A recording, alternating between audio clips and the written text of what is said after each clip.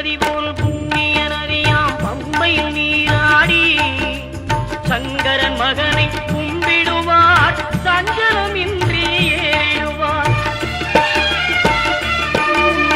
நீலிமலை ஏற்றம் சிவபாலனும் ஏற்றிடுவார். காலமெல்லாம் நமக்கே அருள்காவலராயிருப்பார். தேகபலம் தா பாதபலம் தா தேகபலம் தா பாதபலம் தா தேகபலம் தாய